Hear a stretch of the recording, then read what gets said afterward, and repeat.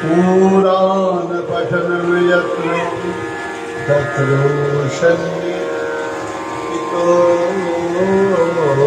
हरि नारायणं नमस्कृत्य नरं चैव नरोत्तमं देवीं सरस्वतीं व्यासं ततो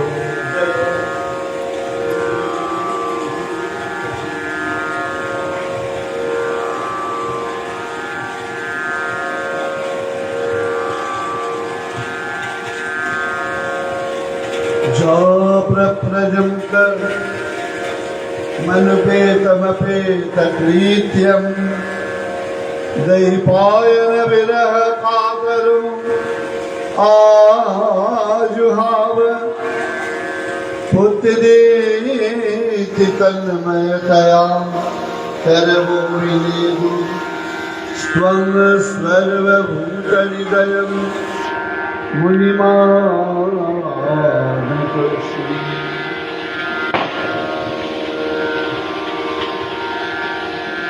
जय रूप सनातन भट्ट श्री जीव गोपाल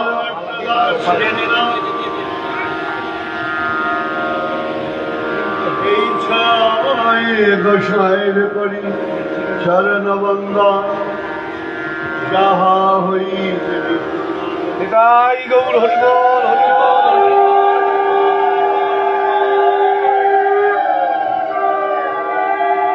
ভক্ত গোষ্ঠী সহিত প্রাণ গৌর গোবিন্দ জয় জয় শুনিলে আমার প্রাণ গৌর গোবিন্দ কথা ভক্তি লভ্য শ্রীয়তাং শ্রীয়তাং নিত্যং গীয়তাং গীয়তাং মুদা চিন্ততাং চিন্ততাং ভক্তাং শ্রী গৌর গোবিন্দ শ্রী চৈতন্য चरितामृतम्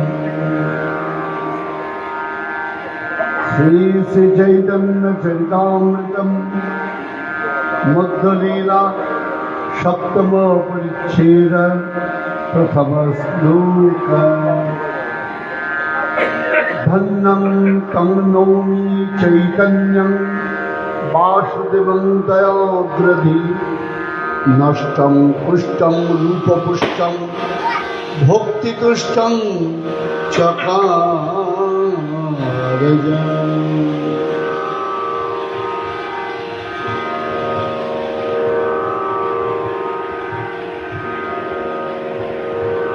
जय निताई जय गुरु।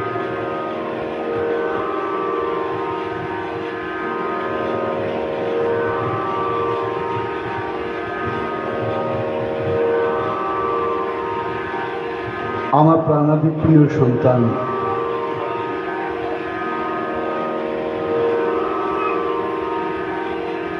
রমেশ বাবার আহ্বানে আজ আমার পরম স্নেহের বাবলু মণ্ডল তার গৃহেতে দামোদর মাসের এই পবিত্র ক্ষেত্রে আজকের এই হরিকথা।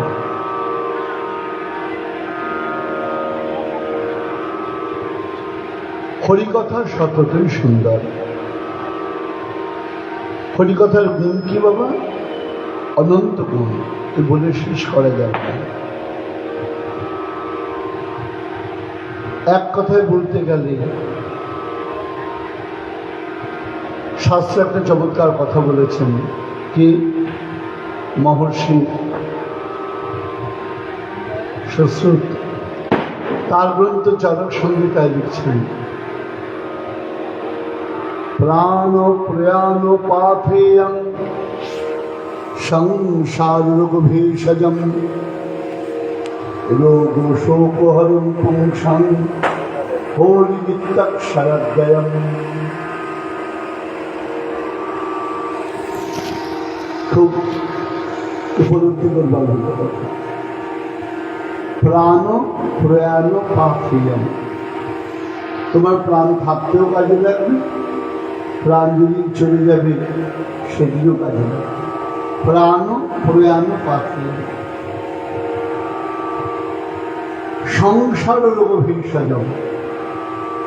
ভেষজ মানে হলো ঔষধ। সংসারে আমাদের সবচেয়ে বড় যন্ত্রণা কি, রোগ কি? সবচেয়ে বড় যন্ত্রণা হলো শোক, দুঃখ, যন্ত্রণা।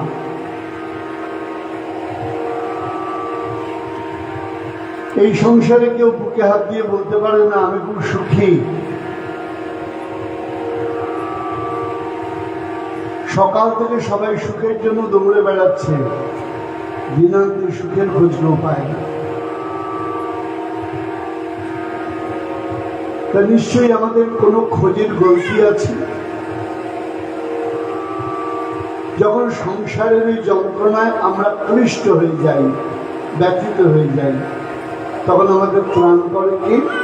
বলছেন রো হরি নিত্যাক্ষরাদ্বয়ম। এই হরিনাম, হরিকথা আমাদের হৃদয়ের সকল যন্ত্রণাকে দূরীভূত করে যায়।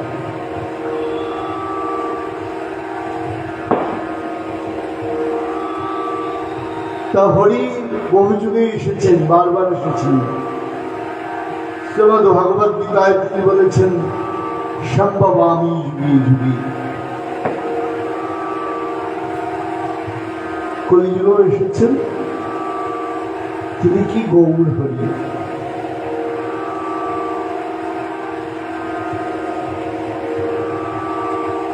প্রাণ গৌর সুন্দর। স্বরূপপ্রভু তার পর্যায়ে বলছেন চৈতন্যাখ্যং প্রকটমধুনা তদ্বয়ং চৈত্রমাপ্তম রাধা ভাবদ্যুতি সুবলিতম নমি কৃষ্ণ স্বরূপম। ওগো কলিহত জি, তোমরা যে গৌর সুন্দরকে দেখছো তিনি কি জানো? তিনি বর্তমানে শ্রীকৃষ্ণ চৈতন্য নাম ধারণ করে জগতে প্রকটিত হয়েছেন। প্রকৃতপক্ষে তিনি কি? রাধা ভাব দ্যুতি সুবলিতম। তিনি বৃন্দাবনের কৃষ্ণ। তবে কিরকম কৃষ্ণ? রাধারানী বিভাগ, ভাব এবং কান্তি। কান্তি মানে কি না বলো? কান্তি মানে হল রং। কান্তি মানে রং। তা কান্তি কি? কান্তি ধরেছেন গৌর কান্তি। রাধা ভাব দ্যুতি সুবলিতম। দ্যুতি মানে এখানে জ্যোতি, আলো বা কান্তি। গৌর কান্তি ধারণ করছেন। অন্তঃকৃষ্ণ বহির গৌরা, ভেতরে গোবিন্দ আর বাইরে রাধা ভাবে ভাবাবিষ্ট হয়ে কলিযুগে তিনি প্রকটিত হয়েছেন। নাম ধরেছেন শ্রীকৃষ্ণ চৈতন্য মহাপ্রভু। আমার প্রশ্ন হলো একটা, চন্দনের সুন্দর গন্ধ আছে, আপনি জানলেন কি? চন্দনের উপর দিয়ে যদি বাতাস প্রবাহিত না হয় তাহলে চন্দনের গন্ধগুলো জানতে পারব? সমুদ্রের জল কত মধুর, যদি মেঘ না থাকতো জানতে পারতে? জানতে পারতে না, কারণ সমুদ্র তোমার বাড়িতে এসে জল দেবে না। মেঘ সমুদ্রের জলকে নিয়ে, মেঘের জল নেই, সমুদ্রের জল নিয়ে সে আমাদের গৃহে গৃহে সুমিষ্ট জল সঞ্চারিত করে। যে বৃষ্টির জন্য আমরা বিরক্ত হয়ে যাচ্ছি, মনে করছি, অন্যভাবে নেবেন না। প্রত্যেক বছর যদি বন্যা হয় একটা দেশের সামান্য ক্ষতি হয়, আর যদি এক বছর বৃষ্টি বন্ধ হয়ে যায় তাহলে দেখবেন কিরকম হাহাকার মতো। হ্যাঁ, তখন বোঝা যাবে হাহাকার। যদি 3 বছর বৃষ্টি বন্ধ হয়ে যায় তাহলে আর কাউকে খুঁজে পাওয়া যাবে না। তাহলে মেঘ যদি না থাকতো সমুদ্রের জলের মধুরতা কেউ জানতে পারতো না। পবন যদি না থাকতো চন্দনের মধুরতা কেউ জানতে পারতো না। তিনি ভক্ত যদি না থাকতো ভগবানের মধুরতা কেউ জানতে পারতো না। তাই গৌর সুন্দরের মধুরতা আজ বাতাস হয়ে জগতে প্রকাশ করছেন, জীবের কাছে পৌঁছে দিচ্ছেন কি আমার কৃষ্ণদাস কবিরাজ গোস্বামীপাদ তার শ্রী শ্রী চৈতন্য চরিতামৃতম গ্রন্থের মাধ্যমে। কি অপূর্বভাবে বলা হয়েছে খেয়াল করে দেখুন। চৈতন্য চরিতামৃত অমৃতেরও সিন্ধু কর্ণমন্ত্রিত করে, তার এক বিন্দু ভব সিন্ধু তরিবারে আছে যার চিত্ত, শ্রদ্ধা করি শুনো সেই আমার চৈতন্য চরিত। কথা হলো বন্ধু শুনলেন, কি বললেন? চৈতন্য চরিতামৃত অমৃতের সিন্ধু। আরে প্রথমে তো ভুল হয়ে গেল, কি বলল? সিন্ধু থেকে অমৃত আসে, আমরা তো জানি সিন্ধু মানে কি বাবা বলুন? সিন্ধু মানে কি? সমুদ্র। তো অমৃত কোথা থেকে উঠেছে? সমুদ্র থেকে। আর সমুদ্র থেকে যদি বলা হতো হ্যাঁ চৈতন্য চরিতামৃত সিন্ধুর অমৃত, জিনিসটা ঠিক হতো। এখানে কি বলা হলো? চৈতন্য চরিতামৃত অমৃতের সিন্ধু, অর্থাৎ সমুদ্র থেকে খানিকটা অমৃত উঠেছে। এরকম লক্ষ কোটি কোটি কোটি কোটি কোটি কোটি অমৃতের ভার এক জায়গায় ফেললে যে অমৃতের সমুদ্র হয়, চৈতন্য চরিতামৃত হবে কোথায়? ভাবনা করুন একবার। সিন্ধু থেকে অমৃত বললেন না, বললেন অমৃতের সিন্ধু। অমৃত বলতে কি বোঝায়? খুব মজা করে শুনবেন, আনন্দ করে শুনবেন। অমৃত বলতে কি বোঝায়? যে পান, যা পান করলে আর মৃত্যু হবে না। তাহলে খেতে বসে আমরা বলি অমৃত অমৃত, সেটা কি আর মৃত্যু হবে না বলে? সুন্দর স্বাদ।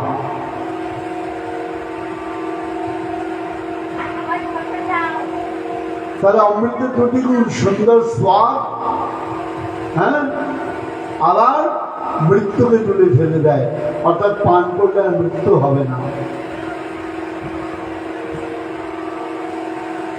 আমার প্রশ্ন তাহলে এই জায়গাটা, যদি তাই হবে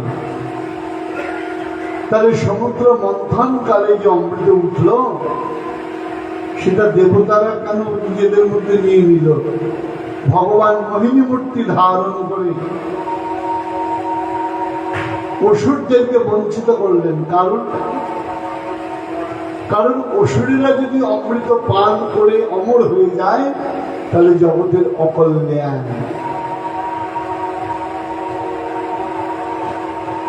জগতের অকল্যাণ, কারণ অসুরেরা অমর হবে কিন্তু আসরিক ভাবটা তাদের যাবে না। এবার আসরিক ভাব না গিয়ে যদি অমর হয়ে যায় তাহলে ওই আসরিক ভাবটা কি জগতের জন্য ক্ষতিকর। যেমন আমরা দুর্গা পূজা করলাম খুব ধুমধাম করে, সবচেয়ে দুঃখ কি জানেন? সবচেয়ে দুর্ভাগ্য হলো আমাদের দেশে না আমরা পুজো বুঝলাম, না আমরা দেবীকে বুঝলাম। আমরা ভগবানকে পুজোর নাম করে অসম্মান করি। আপনার যদি আমাকে অপছন্দ হয় বাড়িতে ডাকবেন না, ডেকে নিয়ে এসে যদি অসম্মান করেন, এটা কি ঠিক? আমরা দেবী পূজার নাম করে দেবীকে ডেকে এনে অসম্মান করি। আনন্দবাজার পত্রিকার হিসাব, পশ্চিমবঙ্গে এই 3 দিনে রেকর্ড পরিমাণ সুরা বিক্রয় হয়েছে। তাহলে পূজার সঙ্গে সকলে কার যোগ করবে? সুরার যোগ করবে। হায় রে, সুর দেবতা হতে পারলাম না, সুরায় আসক্ত হয়ে গেল। আক্ষেপ, এটা কোনো দুঃখ করছে না, আক্ষেপ। এদিকে পূজা হলো, আমরা কি জানলাম পূজা জিনিসটা কি?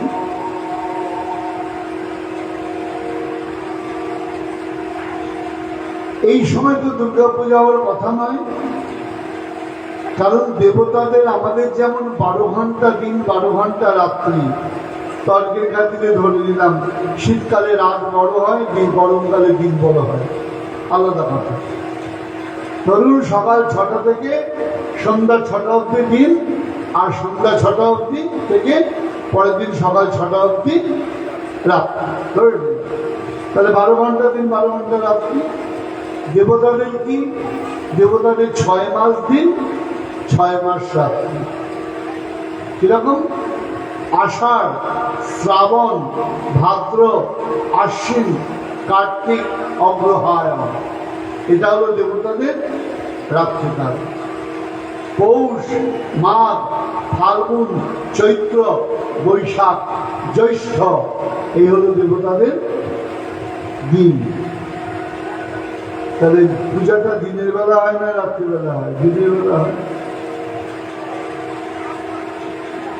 অধিকাংশ পূজা আমরা তো দিনের বেলায় করি, এক অমাবস্যায় কালী পুজো বাকি। এবার কি হলো, যদিও রাত্রি গুরুত্ব কম নয়, ওটা আলাদা কথা। তাহলে দিনের বেলায় দেবীর পুজো হবে, তাই প্রকৃতপক্ষে দেবীর পুজো কখন হয়? বসন্তকালে, যার নাম বাসন্তী পূজা বলি, জানেন নিশ্চয়ই। তাহলে রাত্রিকালে পুজো হলো কেন? প্রয়োজন। রাত 2টোর সময় আপনার আত্মীয় স্বজনরা এসছে, হাওড়া স্টেশনে নেমেছে, ট্রেন 6 ঘন্টা লেট, আসার কথা ছিল রাত 8টায়, এসেছে রাত 2টোয়।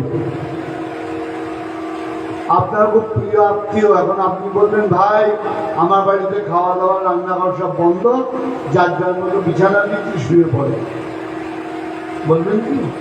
বলবেন না। কারণ জানেন তারা ট্রেনে কত কষ্ট করে, কত যন্ত্রণা নিয়ে এসছে, শারীরিক পরিস্থিতি। আপনি খাবার দাবার রেডি করে বসে রয়েছেন কেন? অত রাতে তো খেতে দেওয়া উচিত নয়। উচিত অনুচিতের কথা নয়, তাদের প্রয়োজন। রাবণ বধের প্রয়োজন, রাবণ বধ করতে গেলে শক্তির প্রয়োজন। ভগবান রামচন্দ্রের কি শক্তি কম ছিল?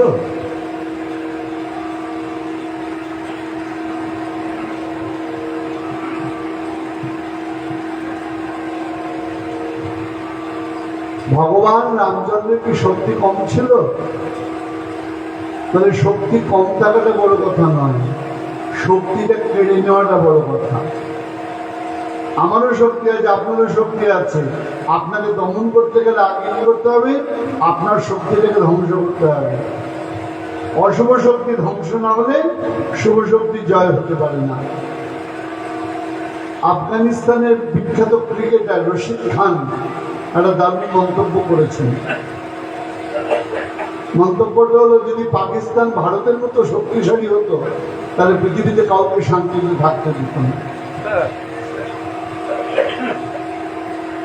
অর্থাৎ দুষ্টের শক্তি যদি বেশি হয়ে যায় তাহলে সে ভালো লোককেও শান্তিতে থাকতে দেবে না। কম শক্তি তাতেই এই অবস্থা, আর বেশি হলে তো কোনো কথাই ছিল না। তা রাবণের শক্তি যদি বেশি হয়ে যায় তাহলে তো এটা ক্ষতিকর। কারণ রাবণকে এবার খেয়াল করুন, কিন্তু মজার বিষয়, রাবণ কিন্তু যেমন তেমন নয়। রাবণের বাবা বিখ্যাত ব্রাহ্মণ ঋষি। শুধু ব্রাহ্মণ হলে হবে না, পৈতা থাকলেই হবে না। এখন তো সবারই পৈতা আছে ব্রাহ্মণ। হ্যাঁ, ব্রাহ্মণ বানান লিখতে বললে আর লিখতে পারবে না, দৌড় দেবে যে আর কি বুঝে উঠাবে। তার মধ্যে যদি জিজ্ঞাসা করেন ব্রাহ্মণের 9টা গুণ, পৈতায় 9টা সূত্র আছে, বলো তো 9টা গুণ কি? ও তো এত দৌড় দেবে আপনি 6 মাসের মধ্যে দেখতে পাবেন। এইরকম ব্রাহ্মণ হলে তো হবে না। তা ব্রাহ্মণ ঋষি কে? মহামুনি বিশ্বশ্রবা। রাবণের ঠাকুরদাদাকে ব্রহ্মার মানস পুত্র পুলস্তঃ, সপ্তর্ষির এক ঋষি। অঙ্গিরা পুলস্ত সপ্তর্ষি, আমরা যে বলি 7 ঋষির এক ঋষি। তাহলে বাবা যেমন তেমন নয়, ঠাকুরদাদা যেমন তেমন নয়। ঠাকুরদাদার বাবাকে স্বয়ং প্রজাপতি ব্রহ্মা, ব্রহ্মার পিতাকে স্বয়ং শ্রীহরি। তাহলে ভগবানের নাভি থেকে বেরোলেন ব্রহ্মা। তাহলে ব্রহ্মা কার অংশে? বিষ্ণু অংশে। তাহলে ব্রহ্মার অংশে জন্ম হলো কার? পুলস্তের। পুলস্তের অংশে জন্ম হলো কার? বিশ্বশ্রবার। বিশ্বশ্রবার অংশে জন্ম হলো রাবণের। তাহলে রাবণের কি গুণ আছে? ভগবত গুণ আছে।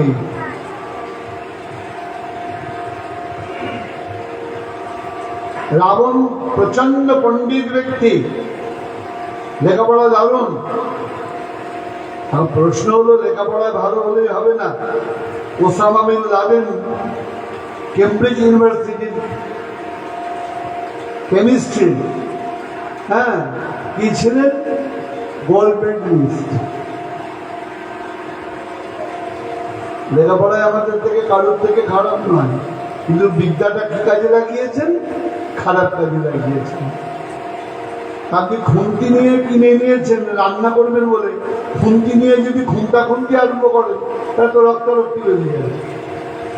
হ্যাঁ, তাই তো? তা খুন্তিটাকে রান্নার কাজে ব্যবহার করতে হবে, ওটা লোককে মারার কাজে ব্যবহার করলে হবে না। বিদ্যাটাকে জগতের কল্যাণে ব্যবহার করতে হবে, অকল্যাণে ব্যবহার করলে হবে না। রাবণ কি করেছে? অকল্যাণে ব্যবহার করেছে। রাবণ সংস্কৃতে পণ্ডিত, তার শিবতাণ্ডব স্তোত্র রয়েছেন। আপনার এখন নেট খুললে খুঁজে পাবেন, আমাকে বলার প্রয়োজন নেই। তাহলে এমন পণ্ডিত ব্যক্তি রাবণ, তার গন্ডগোল কি ছিল? মা ছিল রাক্ষসী, নিকষা, মতান্তরে কৌকেশী। রাবণ কি করলো? দেবতাদের গুণ অর্থাৎ ভগবানের গুণ না নিয়ে রাক্ষসের গুণটা গ্রহণ করলো। আপনাকে সিঙ্গারাও খেতে দেওয়া হয়েছে, রসগোল্লাও খেতে দেওয়া হয়েছে, কোনটা খাবেন আপনার রুচি ব্যাপারে। রাবণ কি করলো? রাক্ষসের গুণটা নিল, কিন্তু ভগবানের গুণটাও তো রয়েছে। তাই রাক্ষসের গুণ বেশি ছিল বলে আগে রাম, ভগবানের বন কি হয়ে গেল? রাবণ।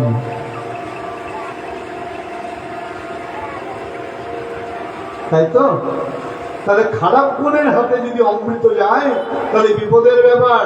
তাই ভগবান মোহিনী মূর্তি ধারণ করে ওই অমৃতটাকে দেবতাদের মধ্যে বিতরণ করলেন, অসুরদের দিলেন না।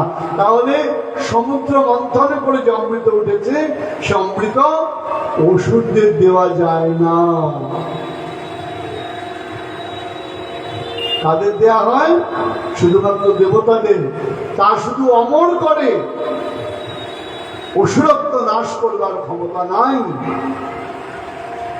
আর আমার শ্রীকৃষ্ণ চৈতন্য মহাপ্রভু, তার কৃপা এমন, জগন্নাথ মাধব, গোপালচন্দ্র সিদ্ধান্ত বাগীশ, তাদের অসুরত্ব নাশ হয়ে গেল ওই চৈতন্য কৃপা।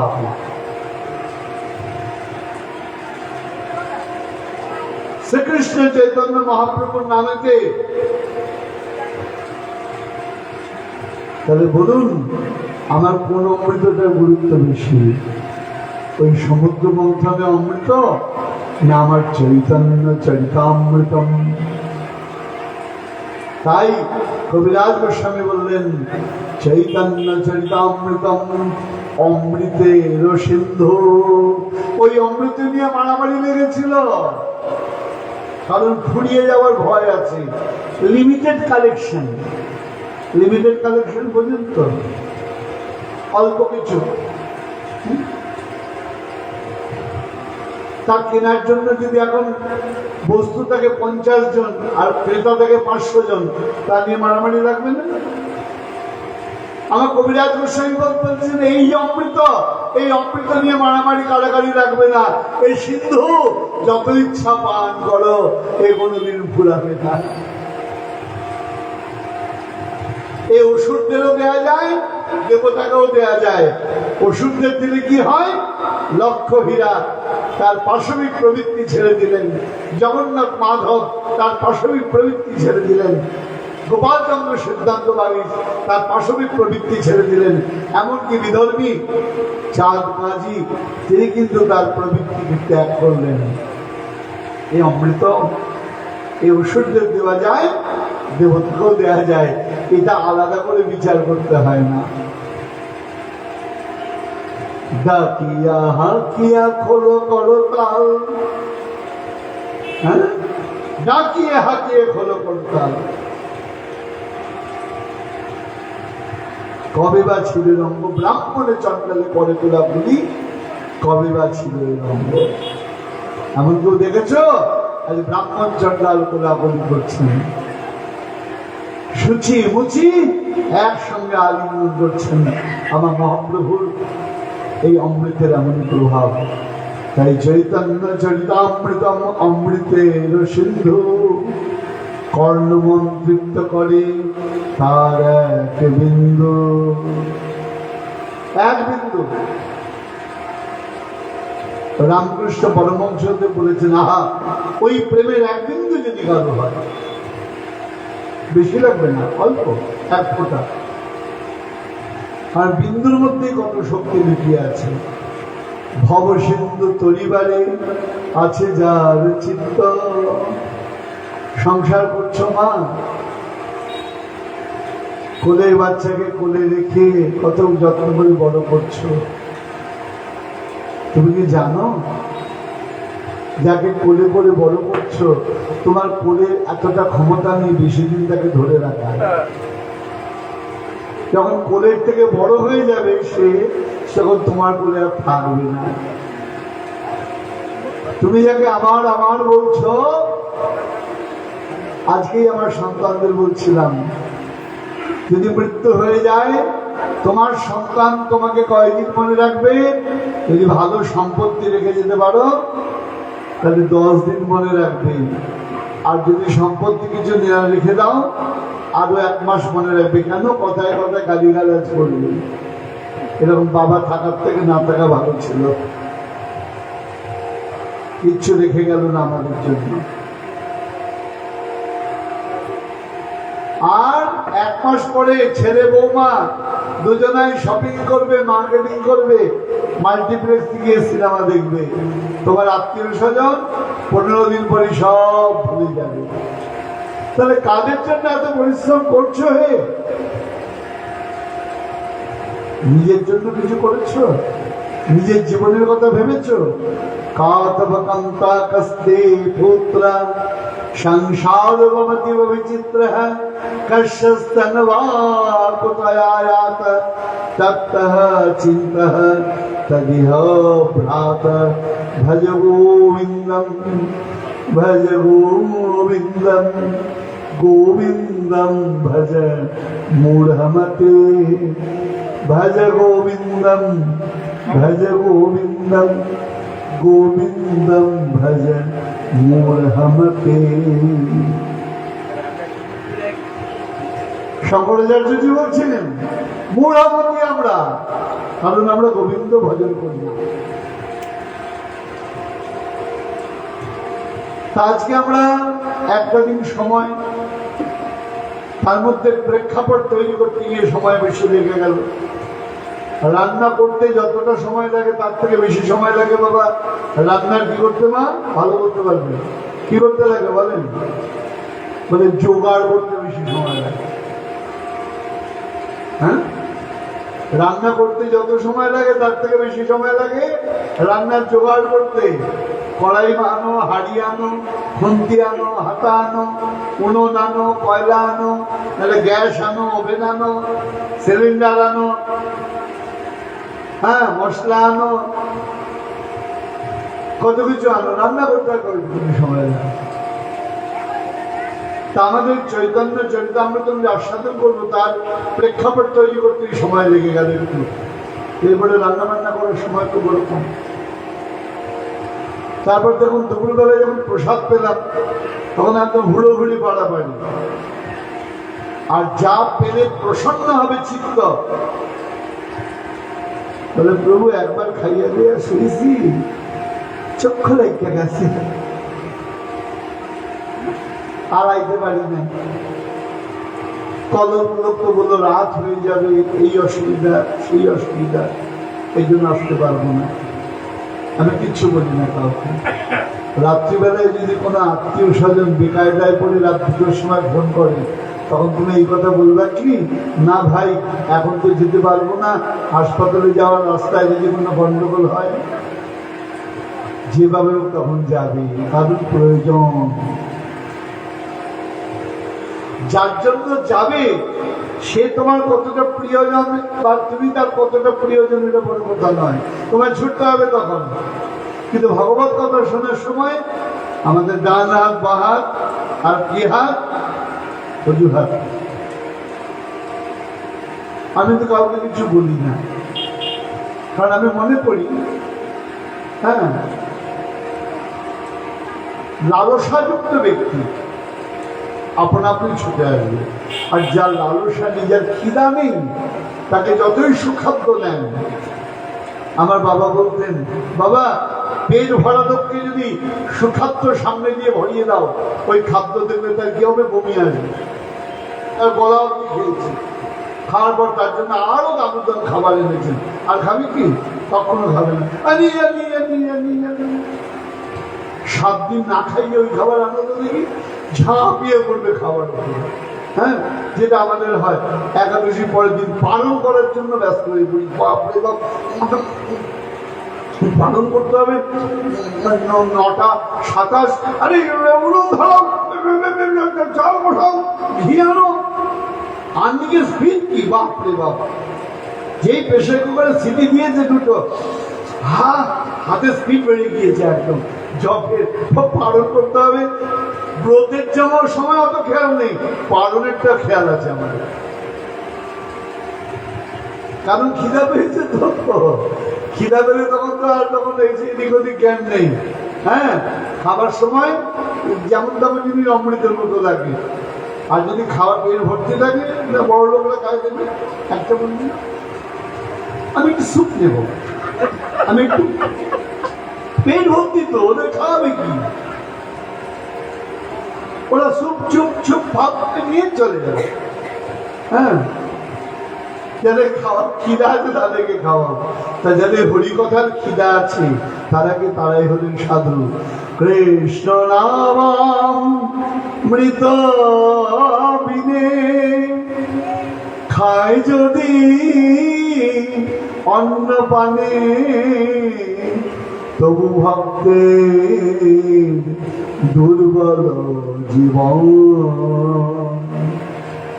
কৃষ্ণ নামামৃত বিনে খায় যদি অন্ন পানি, তবু ভক্তের দুর্বল জীবন। যতই ভোজন করাও কৃষ্ণ কথামৃত ছাড়া অন্য কিছু তাদের ভালো লাগে না।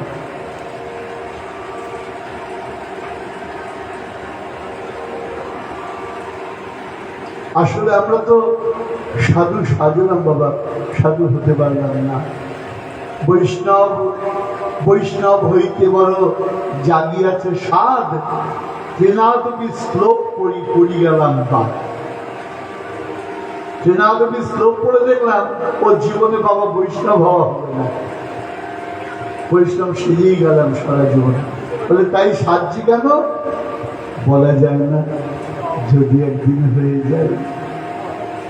সাজতে সাজতে যদি একদিন হৃদয়ের পরিবর্তন হয়, যদি চিত্তের পরিবর্তন হয়, হ্যাঁ, পিত্ত যার তপ্ত হয়ে গেছে, তার সবকিছুই তেতো লাগে। ডাক্তার মিছিল খেতে বললেন, বলে কেন, মিছিলিও তেতো লাগে। মিছিল যদি তেতো লাগে বোঝা হবে জিহ্বায় ব্যাধি আছে। যেই দিন মিছিলি গ্রহণ করতে করতে মিছিলিকে মিষ্টি লাগবে, সেই দিন বুঝবে তোমার পিত্ত রোগ চলে গেছে। কৃষ্ণ কথা শুনতে শুনতে যেদিন কৃষ্ণ কথা না শুনলে যন্ত্রণা হবে, বুঝবে সেদিন ভবরোগ তোমার সেরে গেছে। তাই যাই হোক, মূল প্রসঙ্গে আমরা যাই। আমরা কোথায় যাচ্ছি? প্রভুর একটা করুণার ঘটনা। করুণার ঘটনা বলতে কোথায়?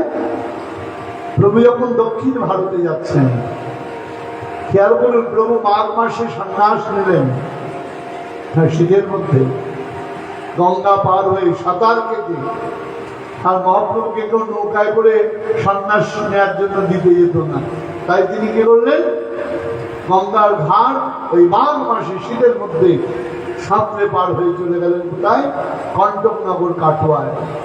যে ঘাট দিয়ে চলে গেছিলেন সেই ঘাটকে মা সচিমাতা অভিসম্পাদ দিয়েছিলেন, তোর মতো নির্দয়া হে গঙ্গা আর কেউ নেই, তোর উপর দিয়ে চলে গেল, তুই কিছু বলতে পারলি না, তাই আজ থেকে তোর নাম দিলাম নির্দয়া। আজও নবদ্বীপে ঘাট আছে, তার নাম নির্দয়া ঘাট, যেখান দিয়ে মহাপ্রভু পার হয়ে গেছিলেন। এখন বলতে গিয়ে নির্দয়া হয়ে গিয়েছে, নির্দয়া থেকে নির্দয়ার ঘাট হয়ে গিয়েছে। তারপর মহাপ্রভু সন্ন্যাস নিয়ে কোথায় এলেন? শান্তিপুরে। সেখান থেকে সচিবার আদেশ নিয়ে কোথায় এলেন? নীলাচলে। ফাল্গুন মাসে নীলাচলে এলেন। আর বৈশাখে কোথায় যাচ্ছেন? দক্ষিণ ভারতে। এবার কি বলছেন? মাঘ মাসে শুক্লপক্ষে প্রভু করিলা সন্ন্যাস, ফাল্গুনে আসিয়া করিল নীলাচলে বাস। ফাল্গুনের শেষে দোলযাত্রা প্রভু সে দেখিল, প্রেমাবেশ তাহা বহু নৃত্য গীত কইল, চৈত্রে রহি কইল সার্বভৌম বিমোচন। বৈশাখের প্রথমে দক্ষিণে যাইতে হইল মন। দক্ষিণ ভারতে যাবেন, কেমন করে যাবেন? ট্রেনে না ফ্লাইটে? না, পদব্রজে। আমরা অঙ্ক করে দেখেছি, প্রভু হিসাব মতো 4,000 কিলোমিটার পায়ে হেঁটেছে। ভাবুন, 4,000 কিলোমিটার। ফ্লাইটে যেতে আসতে মিনিমাম 4 ঘন্টা থেকে না 5 ঘন্টা লাগবে। ফ্লাইটে 5 ঘন্টা, ট্রেনে মিনিমাম সুপারফাস্ট ট্রেন যদি হয় যেতে 1.5 দিন, আসতে 1.5 দিন, 3 দিন। সেই 4,000 কিলোমিটার প্রভু কিভাবে গেছেন? পদব্রজে। কতদূর গিয়েছিলেন তর্ক থাকতে পারে, এখানে উল্লেখ করছেন প্রভু কতদূর গিয়েছিলেন। এই মতো করিলা যাবৎ গেলা সেতু বন্ধে, সর্বদেশ বৈষ্ণব হইলা প্রভুর সম্বন্ধে।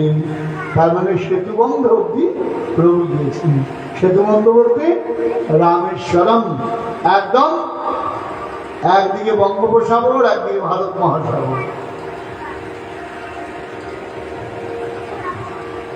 সেতু বন্ধ মানে রামেশ্বরম, যেখান থেকে প্রভু সেতু নির্মাণ করেছিলেন।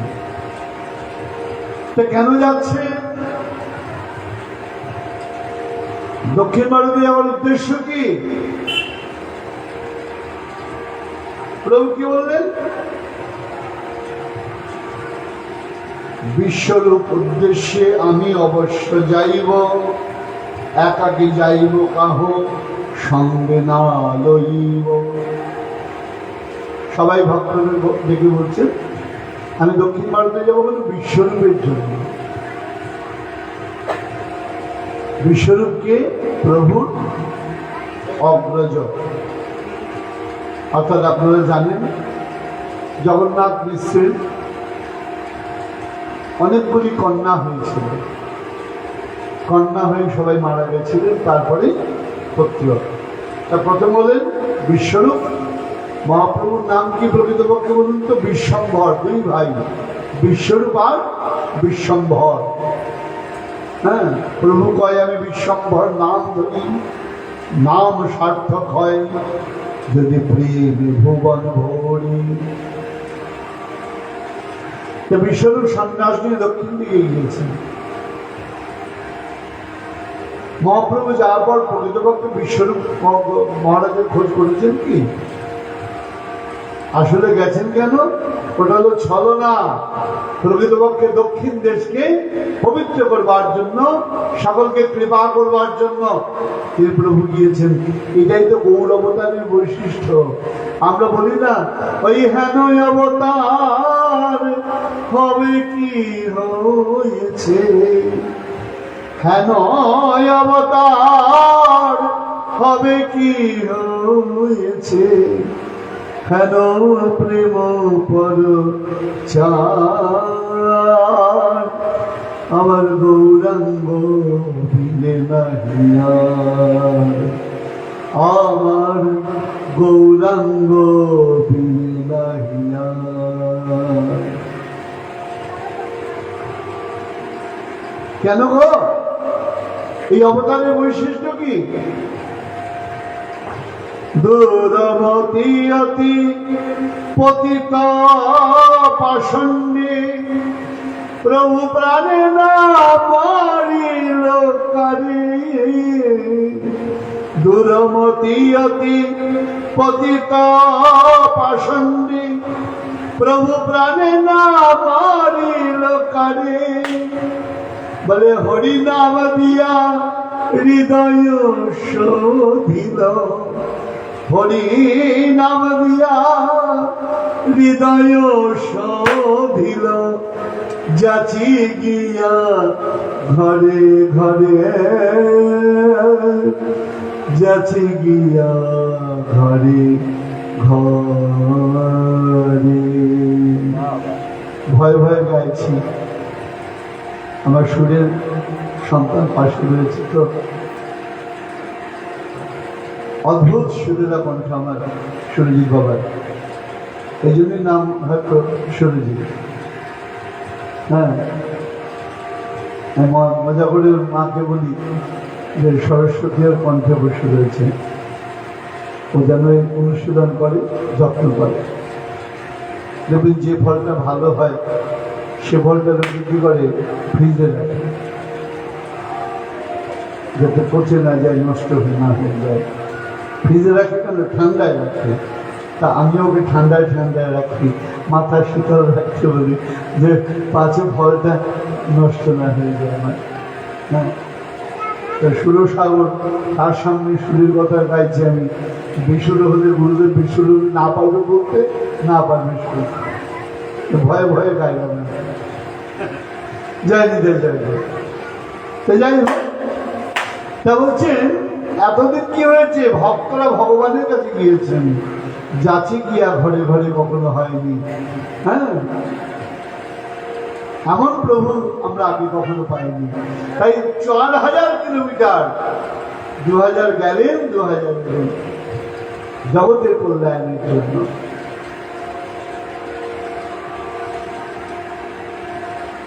মহাপ্রভু বলেন আমি একা যাবো, কেউ আমার সঙ্গে যাবে। নিতাই যাবে তো মাথায় বাজ পড়লো, সর্বনাশ, তোমাকে তো একা ছাড়বো না।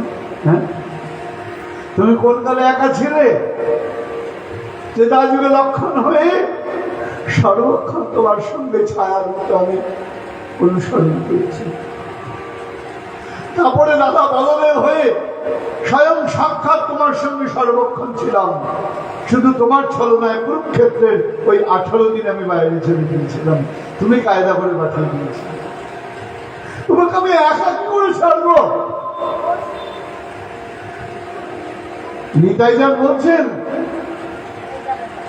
নিত্যানন্দ প্রভু কহে ওইছে কইছে হয়, একাকি যাইবে তুমি কে ইহা সহায়। হ্যাঁ, বলছেন শোনো, যখন যাচ্ছ তাহলে বলি তুমি একা যাবে, এটা তো হতে পারে না। দক্ষিণের তীর্থপথ আমি সব জানি, আমি সঙ্গে চলি প্রভু আজ্ঞা দে হতো। আমি তো সব জানি, কারণ আমি তোমার আগে সারা ভারতবর্ষ ভ্রমণ করেছি। নিতাই চাঁদ কিন্তু মহাপ্রভুর আগে সাক্ষাৎ ভ্রমণ করেছিল। এবার অনেকে নিতাই চাঁদ সম্পর্কে না জেনে অনেক এলোমেলো কথা বলে। আমার কষ্ট হয়, আমি যন্ত্রণা পাই না। মূর্খ অজ্ঞ ব্যক্তি না জেনে বলছেন। নিতাই চাঁদ অবধূত। অবধূত মানে কি বলবি বাবা কীর্তনে বলবে। অবধূত কাকে বলে? আমরা শ্রীমদ ভাগবতে এক অবধূতের সংবাদ পাই। বলুন তো কোন জায়গায়? কেউ বলতে পারবে না? বাবা বলুন। শ্রীমদ ভাগবতের কোন স্কন্ধে? একাদশ স্কন্ধে।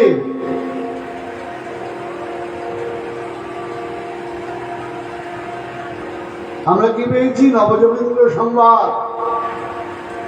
আমরা কি পেয়েছি? অবধূত সংবাদ। অবধূত সংবাদ বলতে ঋষি দত্তাত্রেয়, যার 24 জন গুরু ছিলেন। এবার বোধহয় মনে পড়ছে কারণ কারণ 24 জন গুরু বলতে এই আপনাদের গ্রামের মতো নয়, এক দীক্ষাগুরু আর শিক্ষাগুরু। একজন আজকে সেগুলো দীক্ষা লইছি, একটু শিক্ষা দেন। লেখাপড়া কতদূর করছেন? 7 অব্দি পড়ছি, আলো হয়েছে। আপনি হ্যাভেনে চলে যান। একদিন আগে বলছেন গুরুদেব দীক্ষা মতো এই কানে দিচ্ছে, শিক্ষা মতো এই কানে দিতে লাগবে। কত কথা। দুর্ভাগ্য হলো, আগেই বলেছি, আমাদের ধর্মটাকে আজ অব্দি সঠিকভাবে কেউ ব্যবহার করতো না। যদি ব্যবহার করতো তাহলে কদাচার অনাচার হতো না, দুর্গাপূজায় সুরা বিক্রি হতো না, তোমায় নেশা করতে কেউ না করেনি, করো না। কিন্তু ওই সময় কেন? কি মুশকিল। হ্যাঁ, কীর্তনের আসলে বসে তোমাকে করতে কে বলেছে? হ্যাঁ, দেবী নিরঞ্জন, বিসর্জন নয়, নিরঞ্জন। এই নিরঞ্জনের প্রথা কেন বাবা বলি? সনাতন ধর্মে নিরঞ্জনের প্রথাটা কেন বলি? এখন আমি আজকে এসেছি কার বাড়িতে? আমার বাবলু মন্ডল, বাবলু বাবার বাড়িতে। যদিও বাবলু বাবা ধারে কাছে একটা এখনো আসেনি, কম পেয়েছি। কোথায় গো? হ্যাঁ, ধারে কাছে থাকতে হবে। আর আমার 2 ছেলে, বড় রাজেশ আর রমেশ। রাজেশ একটু দূরে দূরে থাকছে, একটু কাছে জানার চেষ্টা করছি। হ্যাঁ, বলেছি নবদ্বীপে যাওয়ার জন্য। আমি জানি না, ওর বউ তো বললো আপনার ছেলে যদি নিয়ে যায় যাবো। ঝামেলা ফেলে ফেলবো ছেলের গাড়ি। এবার রাজেশের ব্যাপার, বাকিটা যাবে কি যাবে না। আর রমেশ তো ঠেলায় কোথায় যেতে যেতে এখন প্রেম হয়ে গিয়েছে। হ্যাঁ, রাজেশ মানে হলো রাজাদের ঈশ্বর, আর রমেশ মানে কি? রমা। রমা মানে লক্ষ্মী, তার ঈশ্বর নারায়ণ। মানেই জানেন। তাহলে তো রাজেশ আমার রমেশ, 2 বাবা। হ্যাঁ, তার কথা হচ্ছে আমাকে এনেছে কি 1 দিনের জন্য। কারণ আমি যদি আজকে দুম করে বলি 7 দিন থাকবো, আমি না, সবচেয়ে বিপদে পড়বে ওরা। না পারবে বলতে, ফোনের আরম্ভ হয়ে যাবে, শোন 7 দিন কষ্ট মষ্ট করে চালা, তোমাদের মধ্যে 7 দিন বাড়ি থাকবে, কি করি বলতো, বেকায়দা করে দিচ্ছি, অনেকদিন কায়দা করেছি। এই ভয় আমি কাউকে বলিও না। সুরজিৎকে তো বলিই না, কীর্তন ক্যান্সেল করতে গেলে আমার বিপদ হয়ে যাবে। হ্যাঁ, আমার ভালো ভালো পাঞ্জাবিগুলো আর হবে না। তা মজা করে বলছি, কথাটা হলো আমি এসছি 1 দিনের জন্য, ওরাও জানে 1 দিনের জন্য। আপনি বলুন না, আত্মীয় যদি 7 দিন বাড়িতে থাকে একরকম ট্রিটমেন্ট দিতে পারবেন? বলুন, সত্য করে বলুন। প্রথম দিন গরম গরম লুচি, তারপরে রুটি, তারপরে মুড়ি, তারপরে ধুড়ি। হ্যাঁ, সেই বাংলায় একটা গল্প আছে জানেন তো? হ্যাঁ, আমার গুরুদেব বলেছিল শ্লোকটা, মনে পড়ছে না। হ্যাঁ, হবির বিনা রবির জাতি হবির বিনা পীঠেন মাধব কৌদন্যে পুণ্ডরীকাক্ষ প্রহারেণ ধনঞ্জয়। একজনের 4 জামাই, শ্বশুর মরে গিয়েছে, জামাই করে এত পাঁচি বাড়িতেই রয়ে গিয়েছে, ঘর জামাই নড়ে না চলে না। তো শালকরা দেখলো এতদিন বাবার জন্য কিছু বলতে পারিনি, এ তো নড়েও না চলো না, একদম শালকরা শিলাকে বসে কি করা যায় বলে অল্প অল্প অপমান করি, যা বোধ হবে সে আগে কেটে পড়বে। হ্যাঁ, তা 4 জামাই নাম হচ্ছে রবি, মাধব, পুণ্ডরীকাক্ষ আর ধনঞ্জয়, মনে রাখবেন কিন্তু গুরুদেবের থেকে শোনা। এবার খেতে বসেছে সবাই, খেতে বসে ভাতে করতেন ঘি দেওয়া অভ্যাস, সেদিন ঘি দেয়নি। তো বড় জামাই রবি বলেছেন, হ্যাঁ গো একটু ঘি দে না, সাদা বলছেন এমনি খান, ঘি এই জোটে না, আবার ঘি খেতে চাইছি। বড় সাদা দেখলে তুমি আজকে ঘি দেয়নি, কালকে পিড়িয়ে দেবে না, মানে মানে চলে যায়। হবির বিনা রবির জাতি, হবি মানে ঘি না দেওয়াতে রবি বাড়ি থেকে চলে গেল। শাহরুখলা দেখলে যাকে মান সম্মান বোধ আছে, আর 3 জন তো যাচ্ছেই না, ওরা ওই ঘি ছাড়াই রোজ খাচ্ছে। বলে এবার কি করো, বলে খেতে বসে পিড়ি দেবা না, আরেকটু অপমান করো। খেতে বসেছে, থালা দিকে পিড়ি দেয়নি, বসাতে হ্যাঁ পিড়ি আবার খেতে দিয়েছে, এই বেশি মাদক বলে দ্বিতীয় জামাই দেখলো তো মহা মুশকিল, আজ পিড়ি দিচ্ছে না, পরের দিন পিড়ি দিয়ে মারবে, মাদক খেয়ে দিয়ে বাড়ি চলে গেল। বিনা পিঠে ন মাধব। আর 2 জামাই আর যাচ্ছে না। সাধারণ বলে একটা কাজ করি, রোজ গরম গরম দেই তো, পান্তা ভাত দেব, কৌদণ্ড, কৌদণ্ড মানে বাসি ভাত, কৌদণ্ড দিয়েছে, খেতে বসে 2 বেলা খেতে পান্তা ভাত, পান্তা ভাত দিয়েছে, পান্তা ভাত দিয়েছে, পুণ্ডরীকাক্ষ দেখতে বিপদ, কৌদণ্ডে পুণ্ডরীকাক্ষ চলে গেল। আর একজন ধনঞ্জয়, তার নাম বেটা যাচ্ছি না। শ্যালকরা দেখলো এবার আমরা তাহলে ভারী হয়েছে, এমন পেটান পিটিয়েছে, প্রহার হতো ধনঞ্জয়, পিটিয়ে বাড়ি থেকে দাঁড়িয়ে। এই যে বলে না প্রহারেরও ধনঞ্জয়, এই হচ্ছে অ্যাকচুয়াল শ্লোক। তা দেবী পূজা আমরা করি, পূজা করতে হবে, সম্মান করতে হবে। নিরঞ্জন কেন, সারা বছর যদি দুর্গা পূজা থাকতো আমি দেখতাম কে কত পূজার মার্কেটিং করে। হ্যাঁ ঠিক আছে, এবার কি হলো, ভালো ভালো এসেছো, আলোয় আলো এবার চলে যাও। এই জন্য নিরঞ্জন যে বিগ্রহকে অনেক সম্প্রদায়ের লোকজন বলে, আমাদের বিড়ম্বিত করে বলে যে হ্যাঁ এত ঘটা করে পূজা করলো, তাহলে আবার গঙ্গায় ফালায় দিল। জলে কেন দেওয়া হয় বলুন তো? প্রতিমাকে জলে দেওয়া হয় না। প্রতিমাকে যে বিগ্রহ তৈরি করা হয়েছে তার উপাদান কি? মৃত্তিকা। আমাদের শরীর কি দিয়ে তৈরি? ক্ষিতি অব তেজ মরুদ্বম। ক্ষিতি মাটিতে মিশে যায়, অব জলে চলে যায়, হ্যাঁ, বম শব্দে বাতাসে চলে যায়, যার যেখানে পঞ্চভূতে লয় হয়ে যায়। মৃত্তিকাও তেমনি বিগ্রহের প্রতিমার যে অংশ পঞ্চভূতে লয় হয়ে যাবে, এই জন্য তাকে জলে নিরঞ্জন দেওয়া হয়। তার আগে তাকে রাখা হয় কেন? যেমন আমরা আত্মীয় স্বজন গুরুদেব তাকে ট্রেনে তুলে দিয়ে আসি, ট্রেনে তুলে দিয়ে আসি, কতক্ষণ ডাক্তার কি সারাক্ষণ আপনার বাড়িতে থাকবে? যতক্ষণ থাকবে প্রেসক্রিপশন লিখবে, ওষুধ আনতে হবে, তা গুরুদেব যতক্ষণ থাকবে তার ক্রিয়া আমাকে করতে হবে, আবার তাকে আমি তেমন মতো পাঠিয়ে দেবো।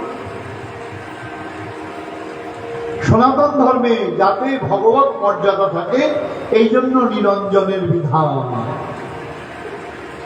কজন বলছে এগুলো?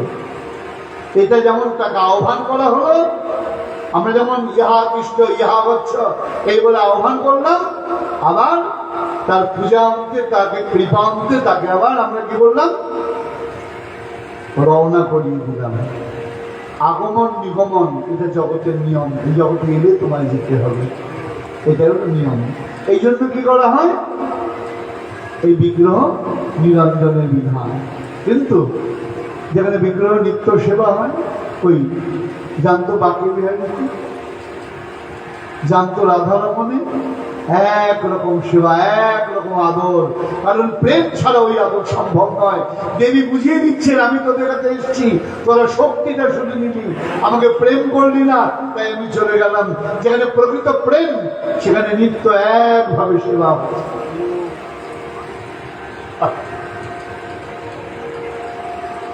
বৃন্দাবনে গেলে এত ভালো লাগে কেন? বৃন্দাবনের ব্রজবাসীদের অনেক ত্রুটি বিচ্ছুতি থাকতে পারে, অস্বীকার করতে পারবেন না, তাদের মতো ভগবত প্রেম আর আপনি কোথাও পাবেন না। এমন সুন্দর শৃঙ্গার, ভগবানকে এমন সুন্দর করে সাজানো, বিউটি পার্লার ফেল হয়ে যাবে। হ্যাঁ, বিউটি পার্লার তো পয়সার জন্য সাজায়, ও তো এক্সটার্নাল বিউটি শুধু। আর শ্যাম সুন্দর করে এমন শৃঙ্গার করানো হয়, ভাবনাত্রে কিভাবে শৃঙ্গার করছেন আমি দর্শন করছি, অবাক হয়ে ভাবছি, কি যত্ন, কি পরিপাট্য, কত হাসতে করে মুছছেন যেন গোপালের অঙ্গে, শ্যাম সুন্দরের অঙ্গে ব্যথা না লাগে, আঘাত না লাগে। কারণ তারা চিন্তা করেন না ওই তনুটা কিসের তনু, তারা চিন্তা করেন দিব্য তনু। এই জন্য ওই বিগ্রহ দর্শন করলে আপনার কি হবে? অনুরাগ তৈরি হবে। অনুরাগে মাথা বিগ্রহ তো পাটিসাপটার ভেতর পুর যেমন থাকবে স্বাদ তেমন হবে। পাটিসাপটার ভেতর তুমি যদি গুড়ের পুর দাও তাহলে গুড়ের স্বাদ পাবে, নুনের পুর দিলে তুমি গুড়ের স্বাদ পাবে না। তা তারা কি করছেন? প্রেমের পুর দিয়ে তারা এই বৃন্দাবন তৈরি করেছেন। এই জন্য ভগবত বিগ্রহ দর্শনে এত আনন্দ। যখনই যাই ওই রাধা রমন, ওই রাধা শ্যাম সুন্দর, ওই রাধা দামোদর, ওই রাধা অনন্ত বিহারী যতই দর্শন করি মনে হয় আশ মেটে না। কেন হয়? ভক্তমন্ডলী এই কারণে হয়, ভক্তের সেবার গুণ, সেবার গুণ। ওই সেবা শিখতে আমাদের বৃন্দাবন যেতে হয়। কেমন করে? সেবা করতে একদিনের নয়, দুদিনের নয়, এই যে চিরন্তনের গোবিন্দ আমার।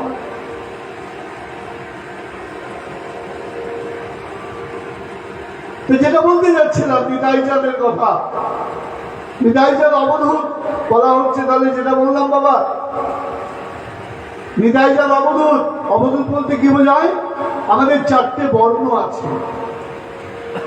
চারটে বর্ণ কি বাবা? ব্রাহ্মণ, ক্ষত্রিয়, বৈশ্য, শূদ্র। ভগবান গীতায় কি বলছেন? চতুর্বর্ণ মায়া সৃষ্টম মূল কর্ম বিভাগস। শুধু ভক্তমন্ডলী এটাকে ছোট করে ভাববেন না, এর উপর ইকোনমিক্স দাঁড়িয়ে আছে। আজকের গোটা পৃথিবীর যে ইকোনমিক্স শ্রীমদ্ ভগবত গীতার উপর দাঁড়িয়ে আছে। প্রমাণ দিচ্ছি, ইংলিশে আমরা পড়েছি ডিভিশন অফ লেবার, কর্মের বিশেষীকরণ। অনেকেই বুঝতে পারবে না। কর্মের বিশেষীকরণ মানে কাজ ভাগ করে দেওয়া আছে। ধরুন সম্প্রদায়, আমার সুরজিতের যে সম্প্রদায়, তার কাজ ভাগ করে দেওয়া আছে না? মৃদঙ্গ বাজায় আমার দীপক,